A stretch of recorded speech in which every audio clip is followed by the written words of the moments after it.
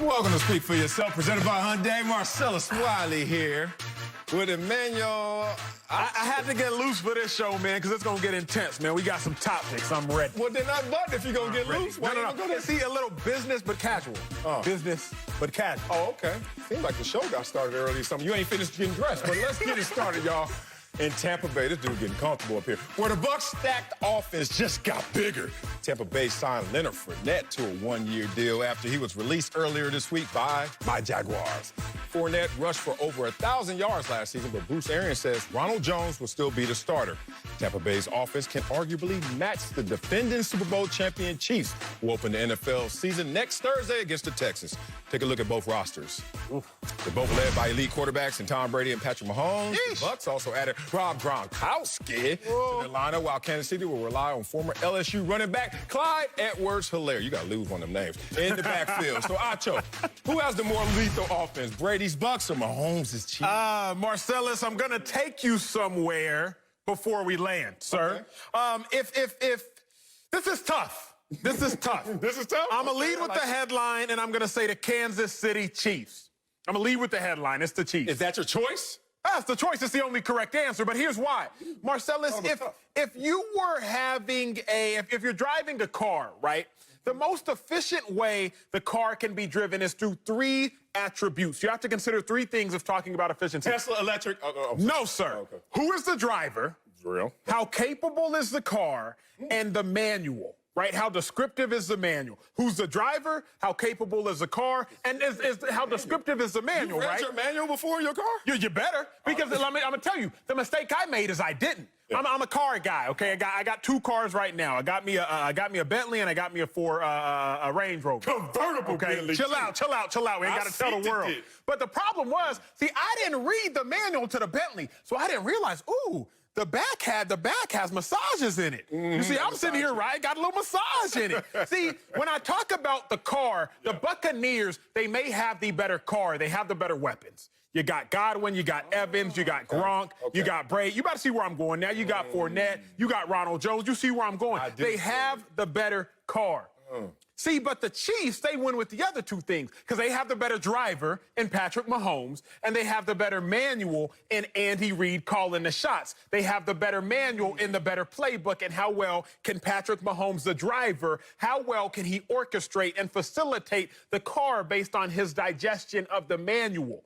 And so while the Chiefs, the Bucs, I can concede, okay? I'll concede to that. I'm going to beat you at your own game, beat you at your own argument. Here we go again. And I'm going to concede to the fact that the Bucs have the better offensive roster. But the Chiefs have the better best player, and the Chiefs have the better manual in Andy Reid, and therefore the Chiefs have the better offense. Okay, so we're going to take it from better roster in terms of talent and go more lethal offense because you're saying, how are you going to execute with that talent? That's where I'm going. Yes, that's where I'm going. Okay, and you got me lost in driving with you and riding with you because you got to the wrong destination. I was between the yellow lines, Marcellus. I was between the lines. Tell that to the officer, okay? I don't know where you went, but you went off course. Here's the one thing.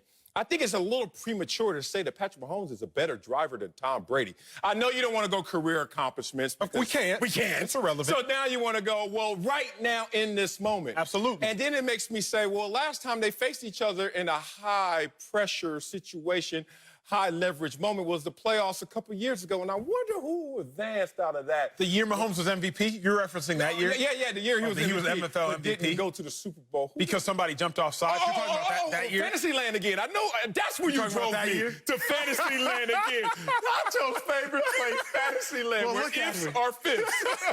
Let me tell you this. I think it's a little premature, even though, look, if I'm building a roster going forward, Patrick Mahomes, Lamar Jackson, those are the two quarterbacks I'm looking at, not Tom Brady.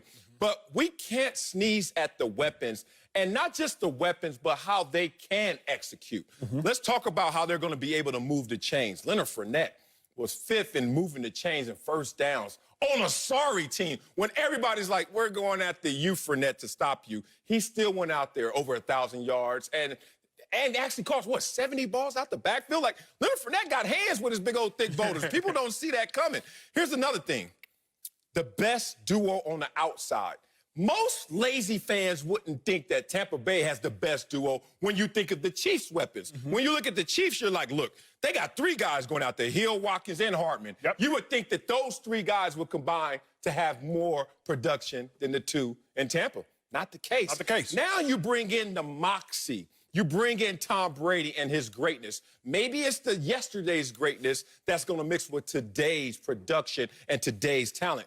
That's where I'm driving my car. You just, as a defensive player, defensive coordinator, you're sitting in that room, coach got the red laser, we're watching video, and he's saying, this is how we're going to attack Tampa.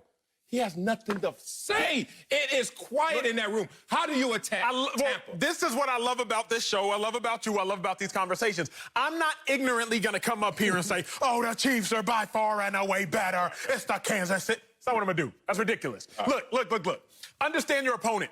When you're talking about your argument, and when I'm talking about the Buccaneers offense, you got Cameron Brate, Howard, you have Rob Gronkowski at tight end. That's 3 legit dudes. I don't even think one of them will be on the roster just because it's too many, but that's 3 legit dudes at tight end. Okay. You got Mike Evans at the outside. You got Godwin at the outside. Okay, I'm going to play too high. I'm going to keep my safeties rolled back. Well, now you have Ronald Jones, who's a multi-versatile running back, but more importantly, you got Leonard Fournette, who is a killer at running back. So I understand the Bucs, and I understand that they had the 3rd-ranked offense last year. I am not simply going to sit here and try to undermine what the Bucs do and how lethal their offense is. But when I look at the Chiefs, you still have speed. And what you can't coach against, what you can't guard against is speed. Mecole Hardman, Tyreek Hill, who literally go by the name Cheetah. At his ring ceremony 2 days ago, he wore a leopard or cheetah print outfit because he understands he embodies speed. Okay. But then most importantly, Marcellus, you have the man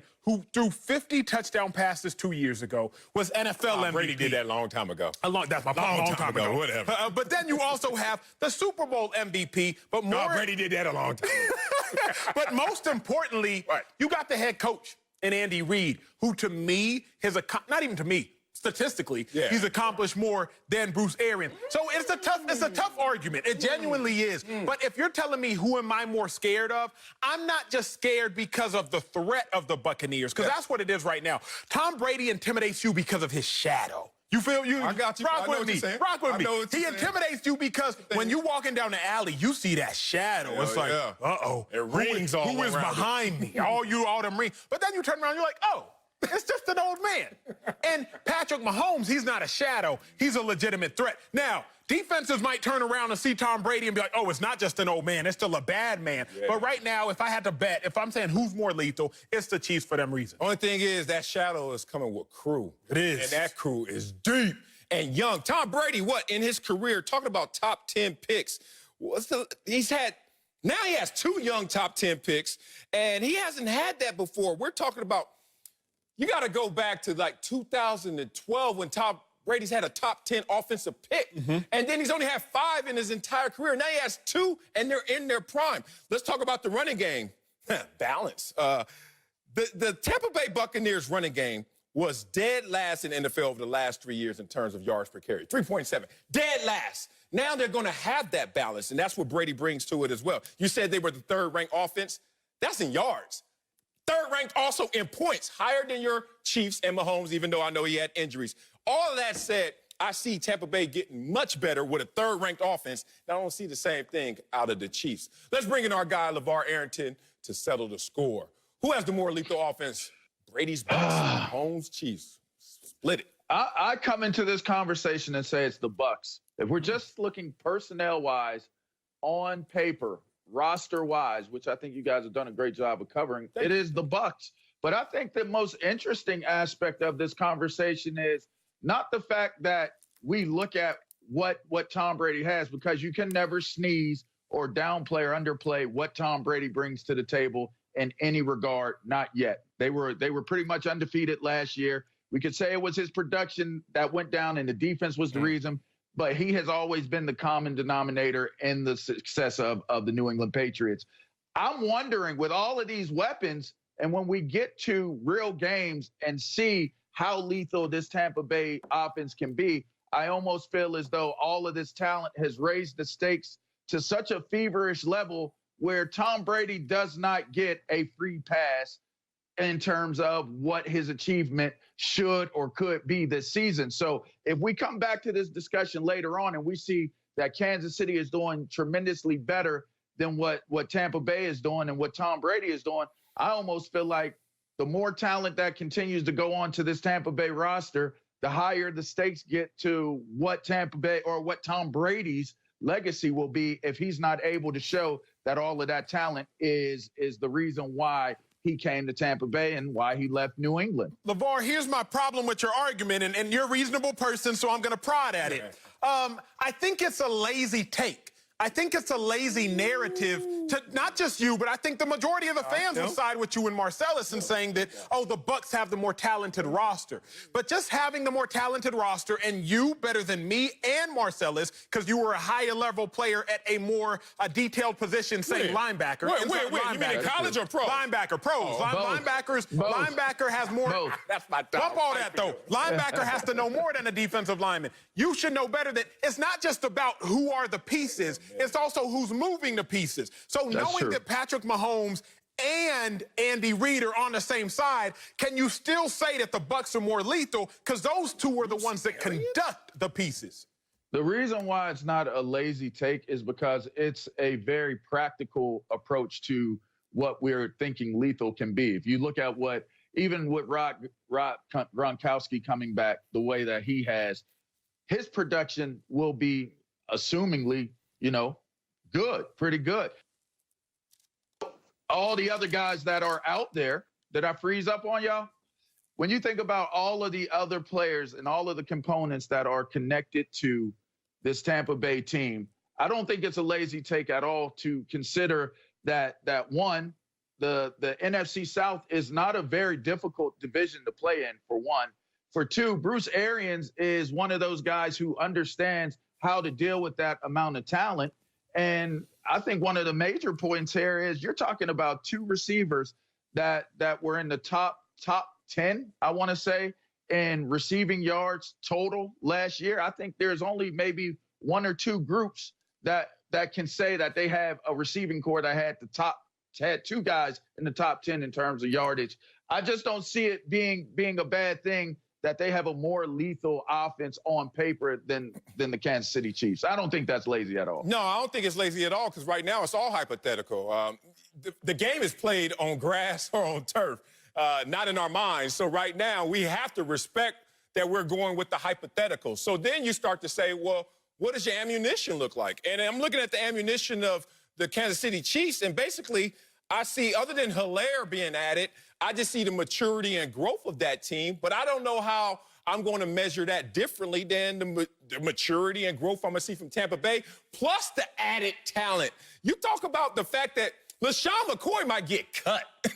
LaShawn McCoy might not even make this roster for other reasons than just talent, but still, he's not even the top running back on this team. And you're talking about a team that was third ranked last year offensively. It'd be different if they were 27 and then they added all these guys and you're saying, how are you going to leapfrog the fifth ranked or sixth ranked team in terms of the Kansas City Chiefs with points and yards? But they were already better than the Chiefs last year, and they've added more talent than the Chiefs. I have issue, Marcellus. That's not lazy. I have issue because what you just did, I have to poke a hole in. Not even a hole. That's a gigantic gaping void in your argument. LaShawn McCoy, remember where he came from. Kansas City Chiefs. Yeah. Biggest game of their season. The Super Bowl. In the Super Bowl, LaShawn McCoy wasn't even active. He was chilling. He wasn't even active. That's my point. So we're not even adding him to Tampa Bay because he ain't going to count. Correct. We're talking about everybody else. My point is this. The argument y'all are making, there's a lot more guesses involved. Because y'all are saying that, okay, Tom Brady, we're going to assume that with all these weapons, we're assuming that they're going to make a bigger jump. Gronk is an assumption? He didn't play last year. You're assuming, but you're assuming that the Kansas City Chiefs are going to be the exact same productive team that they were last year. That was less productive than Tampa. But that's a much safer assumption that this team. Why would we make that a safer assumption? Because they're not changing any pieces. They're not changing any pieces. Well, Hilaire's going to be the starting running back. That's what they want, at least. And look, he hasn't improved anything on this level. At least everyone we're adding has actually done something on this level. That's fair. And they already had the best wide receiving duo, despite the reputation that Kansas City has the best wide receivers. And they got a quarterback that's like, oh, that's cute, one ring. That's on one of my hands. I have 5 on the other. another one, and you're adding me around all these pieces. I talked about the top 10 picks that Brady has not been able to play with. Let me pull this up right now as I speak on my Face ID. Look at these names. Look, he has 2 top 10 picks finally now. Terry Glenn, J.J. Stokes, Kyle Brady, Joey Galloway, Fred Taylor, my dog, and Kellen Winslow II. Those are the only top 10 picks Brady's ever had on his team offensively. And now you give him And it was always late. And it was always late. Yeah, man. All them stars, and it was It's going to be always fun late. to watch because right now we're playing it between the ears. Let's see how it plays out on the field. Coming up at the top of the hour, Giannis a Jordan or a Pippen? Whoa, we'll settle that argument once and for all. But first, Kirk Cousins is facing backlash over his coronavirus comments. We'll tell you what we think of his stance next. Speak for Yourself is presented by Hyundai. One win. Welcome back to Speak for Yourself, presented by Hyundai. Let's move on to the Bucs, who are in the 2-0 hole after losing to the Heat last night, as my coach would say, 0-2. Giannis Antetokounmpo. How you say his last name? Antetokounmpo. Nigerian. Antetokounmpo. Scored 29 points, but he made the costly foul on Jimmy Butler that sealed the win for Miami. MVP voting was done before teams got to the bubble, so the reigning MVP might still have a repeat locked up, but his current struggles could have some scratching their heads if it should really go to LeBron James, joined now by LeBron's former teammate. We know who he is. Fox NBA analyst Tristan Thompson. All right, Tristan. My dog. What you gonna say? Giannis playoff woes. I need a little more energy when you introduce me. Jeez. I know how this is going to go. Talk about knowing the time without looking at your watch. Should his playoff woes prove LeBron should win the MVP? Yes, it does. Yes, it should prove that. Yes, it does. And here's why. Here's why. Listen, I understand the voting went on before the bubble, and yes, like, thank you, I respect Giannis' numbers. He's put up numbers that Will's put on, but at the end of the day, it's about MVP. Look what LeBron's doing in year 17, leading the league in assists. Like, that's unheard of. Like, the last guy in year 17 to put up some good numbers was like Kareem when he had, 23 and 7 rebounds. Like, in year 17, most of us is either on the bench, clapping, being a towel boy. So for him to put up them kind of numbers, and let's look at that roster. Marcellus, you're the same one that said, if you take LeBron off that Lakers team, that team has a bunch of guys who you would say are people that nobody wants. Marcellus So he's I like Anthony Davis, don't you? Yeah, Marcellus definitely did say that, Acho. He definitely said that. No, Anthony Davis is definitely top 5, everything about that. We give him his respect. But at the end of the day, look what LeBron's doing. When he was in the East in Cleveland, everyone said, guess what? When LeBron comes to the West, he can't do it. It's too stacked, too many good teams. He come to the West, look what he's doing. #1 team in the West. He keeps proving every time when we say he can't do it. So, listen, man, what I realized in 2020 is that, not everything's guaranteed, and we don't know when our time is up. Of course, we lost the great and Kobe, and God rest his soul. So with a guy like LeBron, man, we got to cherish this, because you never know. Give this man his MVP and stop playing around. The hell you in your feelings for so tough today? Hell no, he don't get the MVP, Tristan. First of all, you know why he doesn't get the MVP, because it's based on the regular season. And in the regular season, LeBron compared to Giannis, kind of regular. Not Giannis levels. Giannis was the MVP last year, right here, right? This year, he was even better. His team was the #1 seed overall in the NBA, not just the Eastern Conference like they were last year. And he improves, but he can't win the MVP. Because why?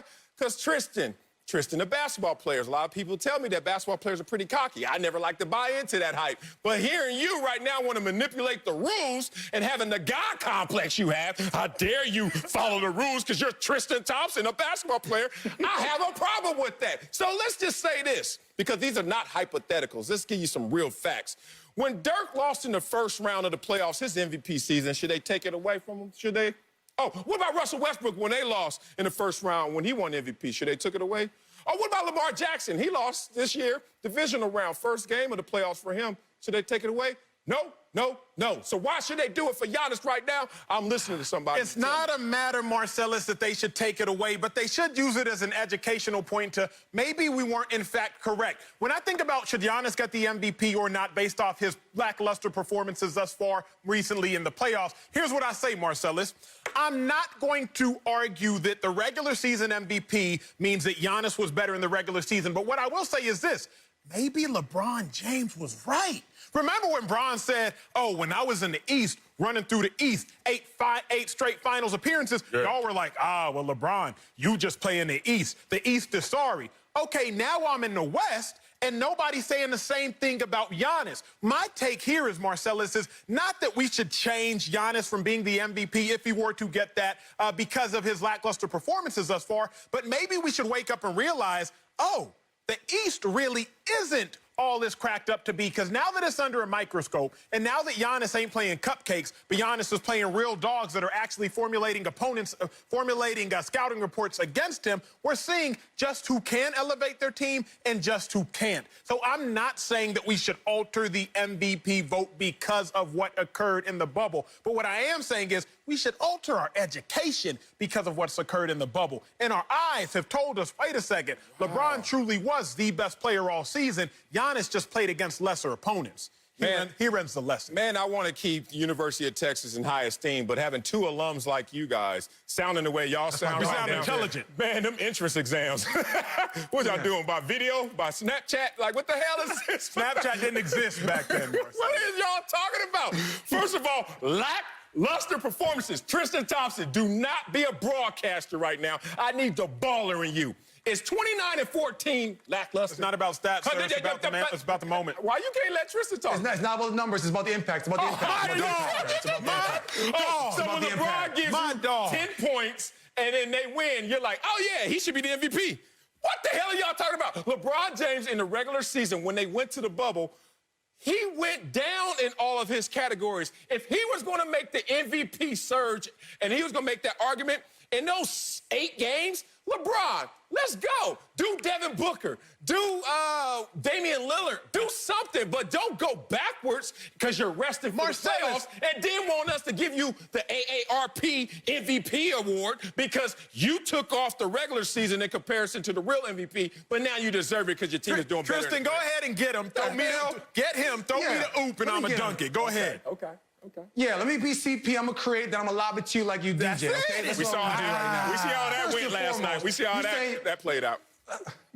We're not going to get into that right now, okay? You know, my prediction went wrong, okay? But we're not getting into that. But like I was saying...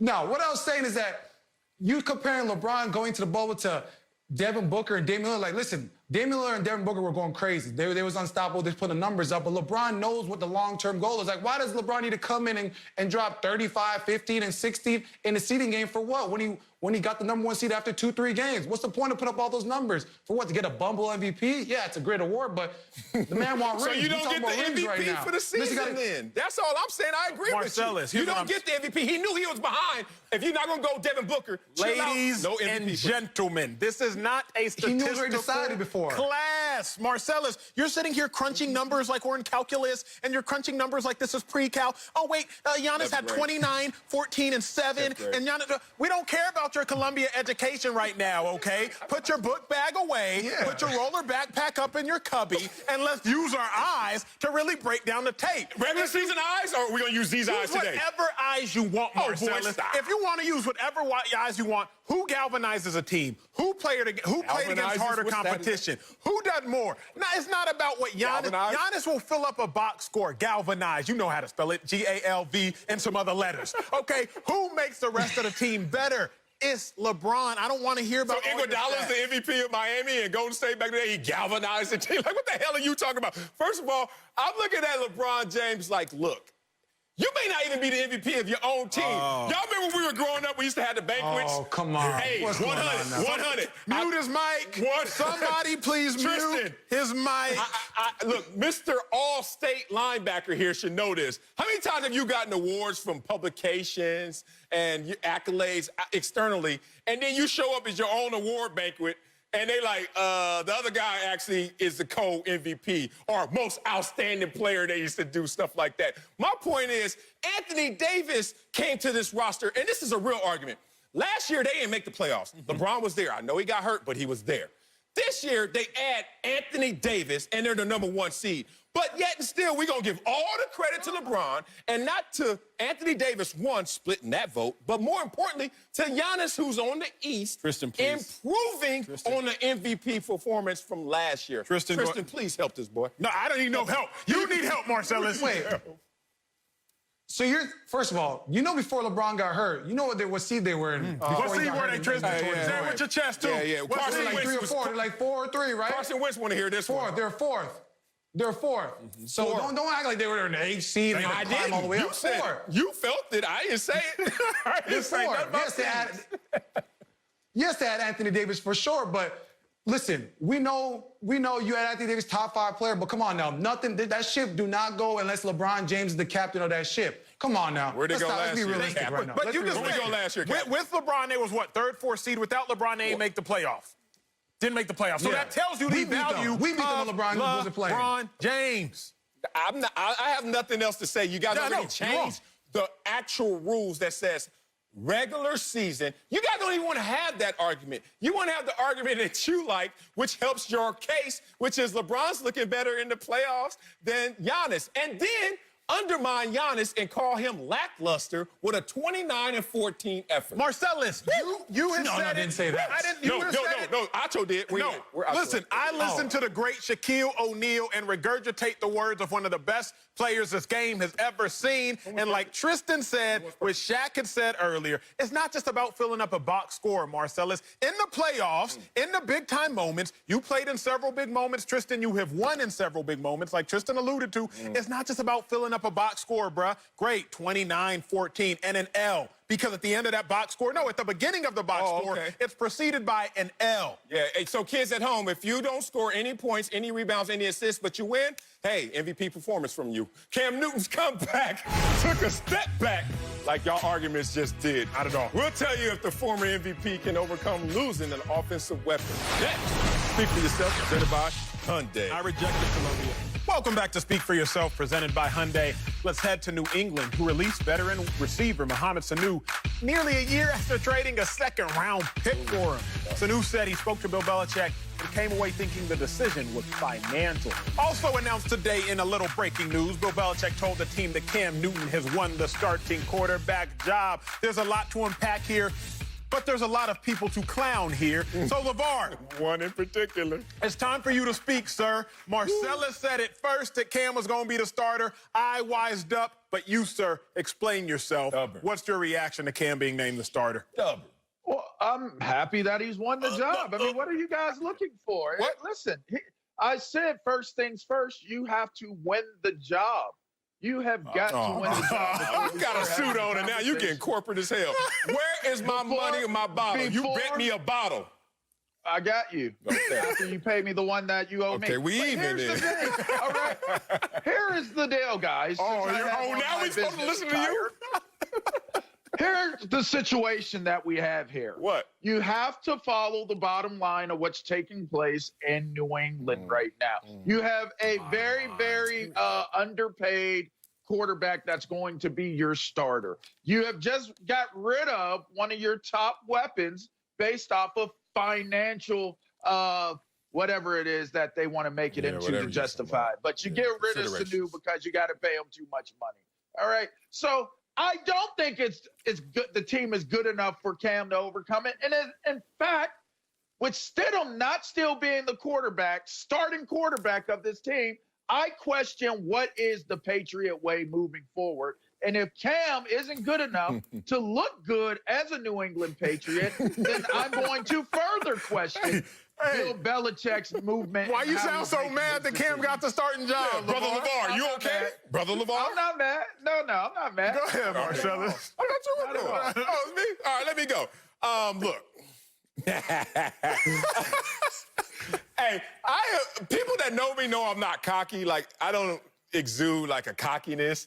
But if you knew me like I know me. I'm not a groupie, but, I do like players, I'm so cocky between my ears. You know why? Because I knew I was going to be right on this one, big dog. Right. Goodness, this was a layup. And I can't even play basketball, but I knew how to make this shot. Here's the thing. Can Cam Newton overcome his lack of weapons by name? That's what's happening right now. A lot of people like Acho, they go into a store and, the stylist is sitting there. And the stylist is sitting there saying, oh, you need to try this and try this. And Acho's like, nah, I just need Jordache. I need Vidal, whatever the hell. He just need whatever he heard of. And that's who he's going to ride with. That's why he lost the Chiefs argument earlier in this show. you can't always look at players based on name, reputation. Not always. You know why? Because New England, especially in New England, the football factory that exists in Foxborough, they have a way of finding some game even if you didn't know their name. The list is long. James White, Wes Welker, Danny Woodhead, Deion Branch, Super Bowl MVP. Where'd that come from?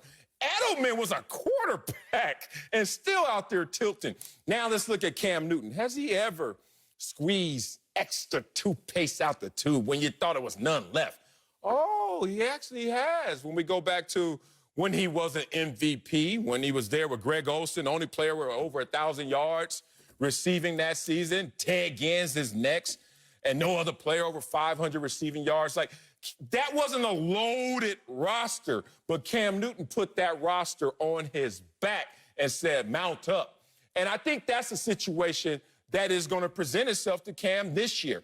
That's the only way this is going to work, that Cam buys into the Patriot way, seems like he has, one of 3 offensive team captains, and then he says, guys, I understand people are not respecting you fully, but jump on the Cam Newton back. Let's ride this all the way through, make some names out of these guys. I'm going to be honest, man. Bill Belichick, he hit us with the old okie doke, right? Calling Cam Newton a kid. Saying that Cam, still needs to show some things and prove some things. And then he names him the starter with 7 to 8, 9 days before the season starts. I respect it, Bill. Problem is, Cam is still in a boatload of trouble. Marcellus, you said it. LeVar, you said it. Players win games. And the Patriots right now, they shipping their players off as if they don't need them. Mohamed Sanu, y'all just traded a second-round pick last year for Mohamed Sanu. He gone. Players for the Patriots defensively, that #1 scoring defense the Patriots had last year, well, Patrick Chung, starting safety, opted out. Hightower, starting linebacker, opted out. Cam Newton can't throw the ball to himself. He can't run the ball exclusively himself. And Marcellus, if you want to go back to 2015, when Cam Newton was a great Cam Newton, remember, he rushed the ball 10 times for touchdowns. That's not the same Cam. Cam's not going to be sitting here barreling over people. This is a 31-year-old, a little bit wiser, a little bit probably slower, and a little bit more sutured up and taped together Cam Newton. So while I'm happy that Cam is a starter, I'm a huge Cam fan, and I'm glad he's also named captain, I just heard. I am still fearful that he won't be able to accomplish what we all want him to because the Patriots haven't given him enough help. You know what this debate makes me think about? Our earlier debate with Tom Brady and who has the most lethal weapons on offense. And then I started saying that he does not have a whole lot of runway to have a poor season because of all of the talent that he has. Well, here's the reverse. What's good for the goose is good for the gander. And when you look at Bill Belichick, now Bill Belichick doesn't have runway either to have a bad season. Why? Because, hey, it's the Patriot way to do what we've done. It's the Patriot way to handle things this way. So you know what? Now that Cam has been anointed the starting quarterback of the Patriot way team, and while we see the departure of players that can make a difference for this team, if Bill Belichick wins, like you're saying, Marcellus, not only will I accept the fact that I eat crow on this decision, on thinking that Stidham would be the starter because of a previous plan, and that's why they let Tom Brady go. But I might actually get a crow and deep fry that bad boy and eat it if they go to the playoffs or even make it to the Super Bowl or by chance win the Super Bowl. I will never question Bill Belichick ever again in life. Damn. 11 Super Bowl appearances. What do you have? 8 rings, and he's still in a conversation of being questioned. And how many of those with Tom Brady as 6. a head coach? 6. As a head coach? Yeah, 6. And then he got 2 as a defensive coordinator. No, I know the D coordinator stuff. No, respect. I know you know your stuff, but I'm just like, Belichick still getting questioned? Like, he's still on the stand? Like, I have one more question, Your Honor. Like, Belichick need to leave the courtroom. Like, question these other coaches, not Belichick. We're questioning Tom Brady. I respect your opinion, Kirk Cousins. Respect my... Okay, here we go. Thank you. Thank you. End of it amazing what's going on right now? I show up here lying. I show up here saying that Cam Newton, what do you say? Duct tape is the only thing that's going to bring them together. 2015, since you want to take me there, but only take me where you want me to go, driving that car once again to the wrong destination. 2015, Cam Newton was the MVP. 4.8 yards per rush. Last time we saw Cam Newton healthy was 2018. Before the injury. I wonder what Cam Newton was doing when he was healthy in 2018. 4.8 yards per rush. Before the last 2 injuries? Okay, go ahead. So if Cam Newton is healthy, nothing is there to tell me he's 31, that he can't go back to that level, which really supported his game. And then remember, when he got his new offensive coordinator, Cam can't complete over 60% of his balls, barely over 60%. 68% before injury, MVP candidate. So what's going to happen now is Cam is fully motivated to be super Cam. And he's going to go to a place where they're absent their GOAT in Tom Brady. And their mindset is going to go from a dynasty to we against the world. What could be better for Belichick to motivate a crew that is saying, yeah, we had tremendous success, unparalleled success. But now it's us against the world, guys. What you gonna do? And Cam gonna swoop in with the cape and say, jump on my back, and I got you guys. Let's fly away. He took you to fantasy world, babe. He did, but because he says you do it all the time. Go get him for driving you to fantasy land. I'm going to bring him, along with the Patriots fans, back to reality. Here's what it comes down to. Patriots fans, you all know better than anyone else that players win games. Let's talk Super Bowl 53. Y'all remember when Gronkowski makes that catch? It's tied 3-3. It's the fourth quarter. He makes a catch. Patriots go on to win that game. Oh, when they needed him the most. Yeah, you can see it right there. Okay, but let's also talk Super Bowl 51 against the Falcons. You got to make a miraculous comeback. You're down. It's 2 minutes left. You need a player to make a play. And Julian Edelman with his fingertips. Oh, my God, I need it. And he makes a play. It's your boy. But we can go even further back. Let's talk Super Bowl 49. Now, I can't really read Roman numerals, but I think that's it. Malcolm Butler, you need him to make a play. And he makes a play. So Bill Belichick is the GOAT. Bill Belichick is a genius, but Bill Belichick does not cross the white lines, the 53 1/3 yards of the field. That is the width. He can't do that. Cam Newton by himself can't do it. You need players to make plays, and the Patriots don't have enough of those. Coming up in our big story, is Giannis a Jordan or Giannis a Pippen? We gonna settle that great debate next. Speak for yourself. Presented by Hyundai. Where the Bucs were shocked again by the Heat and find themselves down 2-0. Milwaukee entered the bubble with the league's best record and the reigning MVP, Giannis. What's his last name? Antetokounmpo. Say it again. Antetokounmpo, Nigerian style. Yes, but they haven't been able to get it done. Giannis is now 21-20 in his playoff career. Former NBA player Richard Jefferson called the Greek freak out, tweeting an image of Scottie Pippen with this quote, Giannis might be a Pippen. There, I said it. He needs his Jordan. Well, Scottie responded, tweeting, quote, here's this flame. I'm not Giannis. I don't have back-to-back league MVPs. He will in a matter of days, and he's not me. The question is, who are you as a player? Oh, my God. So is Giannis more Jordan? First of all, let's deal with that smoke. Scottie on the smoke. God. See, damn. Well, first let me say this, Marcellus. We act like being a Scottie Pippen is an insult. Say it again. Scottie Pippen, top 50 player all time in the NBA. And not 50. And not 50. 5,000 players have played in the NBA. So if I'm doing my math right, carry to 2. He's in the top 1% of greatest players of all time. But out of 100, he probably going to be number 1 if you were to pick arbitrarily. So it's not an insult. Now, with that being said, I think RJ is making the point of Giannis isn't a killer right now on the court in the clutch. And with that, I agree with him. He is therefore more Pippen than Jordan if we put it in that context. In the context of Jordan, who wanted the ball latest in games? Who was going to be greatest latest in games? Who can single-handedly dominate latest in the games? Think of Giannis. Right now, Giannis can't create his own shot off the dribble. Giannis is not a threat from 3. Giannis has to take what he wants instead of what the defense gives him. When you think about a Jordan, you think about a dude who he gonna get what he wants. He gonna get to his spots. But also, I'm gonna take what you give me and I'm gonna still make you pay. Giannis isn't clutch.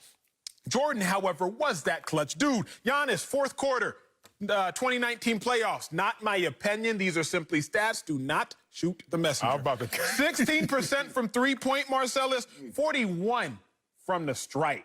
You know them throws that are free? Yeah. He's shooting 41%. So I understand where everybody is going with this right now because it is a trending matter. Giannis does have a little more Pippen to his game, which, by the way, is not an insult. It is just a little bit of a factual matter. Two-time NBA MVP, Defensive Player of the Year, well, about to be two-time NBA MVP, Defensive Player of the Year, plus MVP. I think we've only seen that with, what, Jordan and Elijah won, if I'm not mistaken. So it's not as if Giannis hasn't accomplished some great things, but within this context of champions doing championship-type things in championship-type of moments, Giannis hasn't shown himself to be that alpha. Okay, I'm glad you first started off and prefaced everything. Pippen a dog.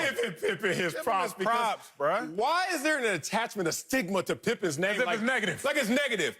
Even when they say Robin in a situation, I'm like, okay, y'all, be careful still a of this. superhero. Be careful, because Jordan never won without that Pippen. Whatever you want to say about Jordan being a dog, and he was clutch. Didn't have enough of that gas pedal without Scottie Pippen fully maturing that team.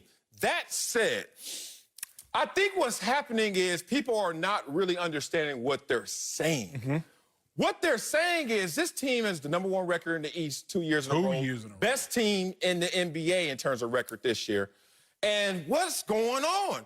What's going on is what they really need is another player that is somewhere between Chris Middleton and Michael Jordan. Now we get into a different conversation because this is all falling on the shoulders of Giannis when Giannis could easily fire back at everyone, including Michael Jordan. So first, let me get to this. Giannis is what? 25 years young. Michael Jordan didn't win his first championship till he was 28 years old. Okay, everybody goes talk about college and all that. I don't want to get into that because let's talk about playoff appearances. Giannis in his 5th playoff appearance. Michael Jordan to get his to his 7th playoff appearance. So if you want to just measure track and field, my favorite sport, you can go age, youth, group by age, youth group. What were you as a 9-year-old? What were you as an 11-year-old? What was your time as a 15-year-old? That lets us know your opportunity for growth. And if you look at Giannis, this is where his opportunity for growth is. I've seen this before. He is almost maxed out in the talent lane. Okay. He's ran that lane all the way through. And now his skill and his skill set needs to I need an answer, though, Marcellus, because you bobbing and weaving like Ali in his prime. Is he more Jordan or Pitt? More Jordan. It's not even close. Matter of fact, more Jordan. He might be better than Jordan at the same stage, but he doesn't have the skill set right now to make us think that he's going to advance there. And that skill set is the curse of the gifted. Talent, and he's maxed that out. That's why he's still the Greek freak. He's going to win back-to-back MVPs. It's time for him to go to one of those skill academies and get that part of his game up. Joined now by Fox NBA analyst Chris Broussard. CB. So, Chris, we need you to settle this. Is Giannis more Jordan or Pippen? Well, you went a little hard on MJ on the GOAT, Marcellus. I'm just giving you numbers. The difference was, even though Mike was losing early, he never got taken out of his game. He always crushed guys. We've seen Giannis getting taken out of his game. But to answer your question, if I have to choose between Jordan and Pippen, he's more Scottie Pippen. Now, it's not a perfect comparison, though, and here's where the comparison falls short. Pippen was never the best player on a championship team. Giannis will essentially always be the best player on his team. I believe firmly he can be the best player on a championship team. I'm going to throw another name into the comparisons. And I know he doesn't want to be bothered because I saw his tweet. But LeBron. And LeBron obviously had more offensive skill than Giannis at this stage. But they're similar in that LeBron has always been the best player on his team, but he also needed that second guy to be a dog. That second guy to be a cold-blooded assassin who could get his own shot whenever he wanted. So if LeBron couldn't get his, Kyrie could get his. If LeBron couldn't get his, D-Wade could get his. Those are the only times LeBron won a championship, when he had a dog as his second guy. So Giannis will always be the best player on his team. But he does need a second guy like a Kyrie, like a Dwayne Wade, who can go and get it when Giannis can't get his. So he's more like LeBron. And that's my point. That was my other point. I didn't want to shoot at Jordan, but look, everybody gets this smoke if it's just based on the numbers. Now, we understand that his greatness takes him beyond his numbers, and I get that. But stage by stage, 25-year-old versus 25-year-old, let's not do that. Here's the thing, which you pointed out, and I love the fact that you highlighted this. That's why I said he may need a little more than a Chris Middleton. And this is not a shot at Chris Middleton, but it's just a shot at, this is how you got to get it done if you're going to do it. LeBron James, like you said, Dwayne Wade, Kyrie Irving.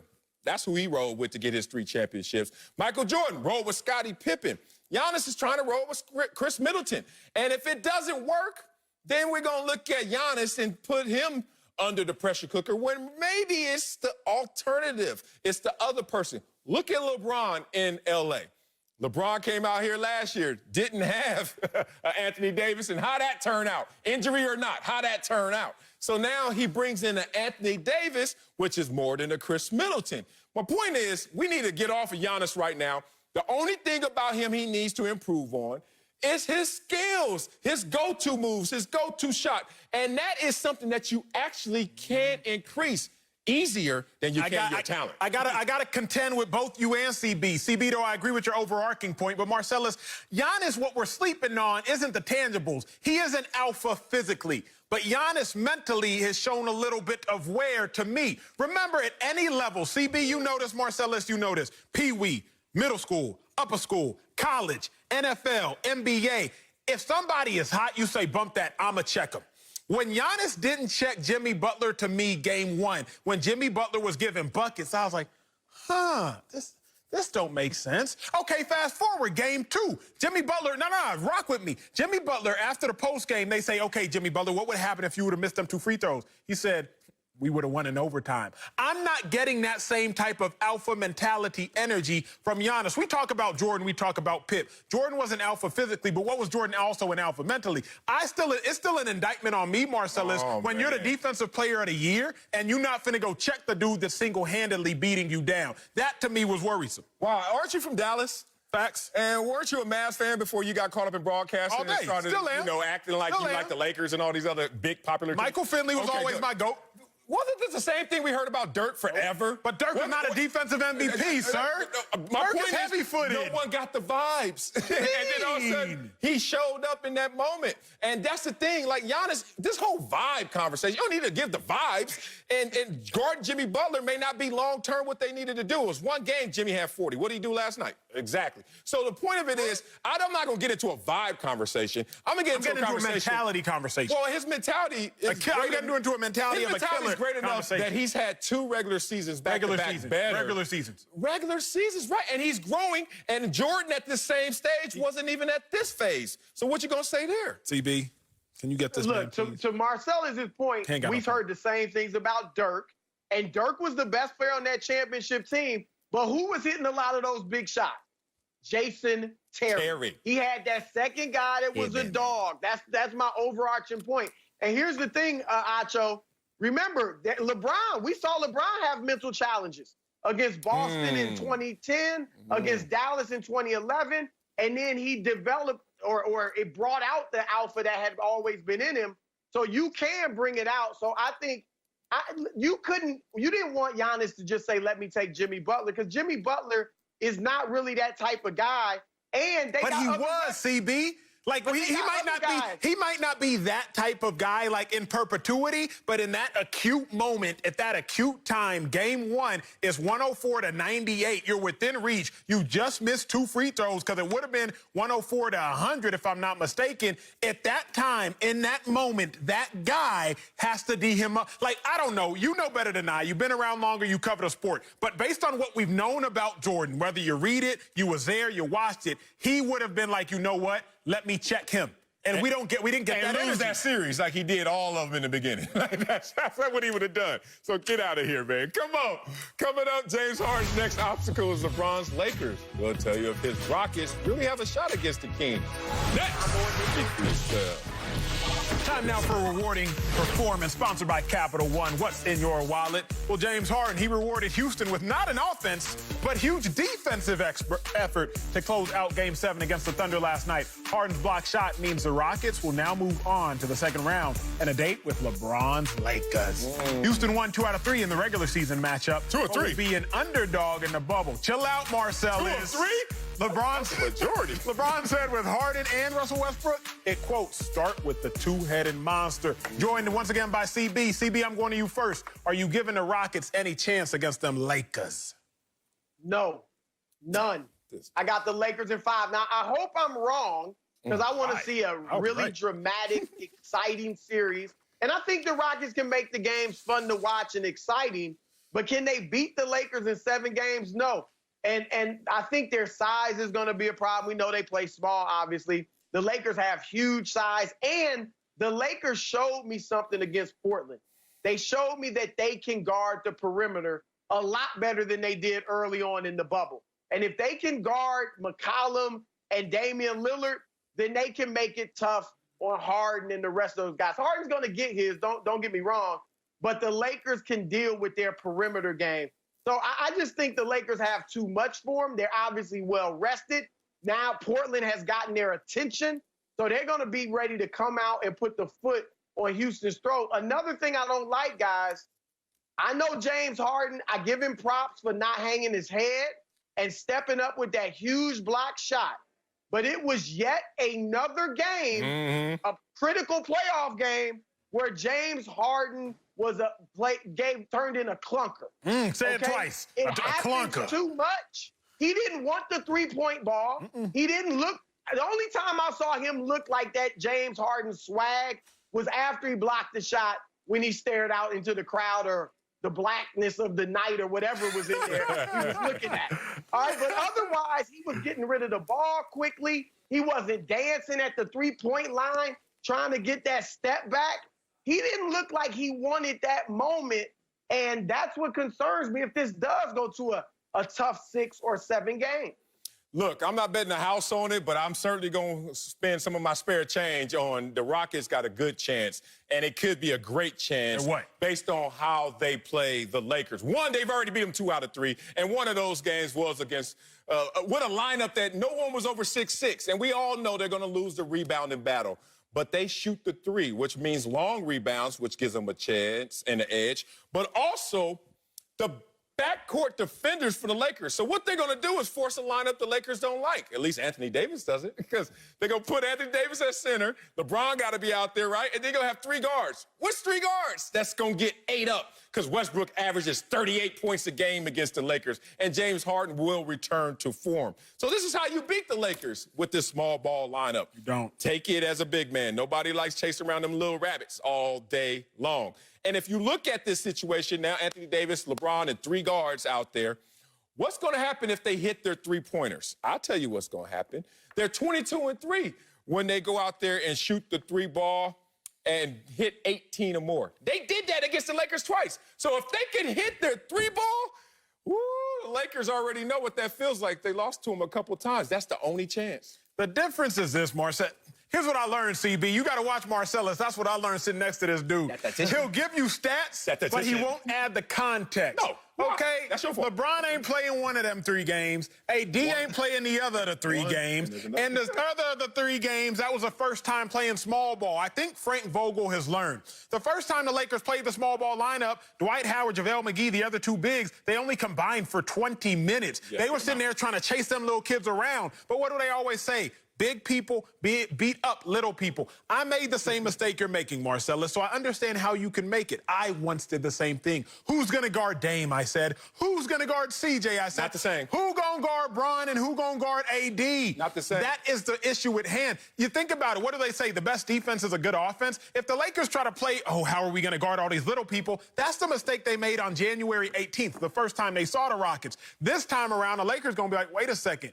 What y'all gonna do about our bigs? What y'all gonna do about our size? The Rockets will have no answer. But beyond that, Russell Westbrook, 2 games ago, MIA. Last game showed up. James Harden, last game MIA. It's not as if those two dudes are even hitting their full stride. So what it comes down to is Rockets might take a game. I have them taking game 2. But past that, they ain't going to make it. Best defense in the bubble. Boys. Best defense in the bubble. Celtics and Rockets. You don't even believe Just that. letting you know. You don't even believe that. I don't. You're right. Coming up, we'll ask KC's #1 fan, Uncle Jimmy, which offense is more lethal, Mahomes Chiefs or Brady's Bucs? That's next. Speak for yourself. Welcome back to Speak for Yourself. Let's talk about the Bucs, who added Leonard Fournette and all those muscles to their offense.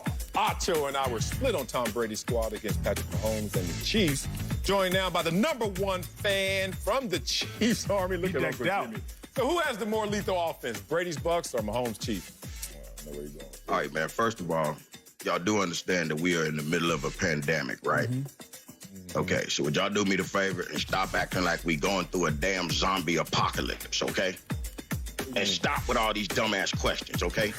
What y'all gonna ask me tomorrow? What y'all gonna say tomorrow? Should Ocho start hanging out with you and LeVar Arrington and possibly risking eternal hell? Or should he just go off into the sunset and go off with me, Oprah and Gail?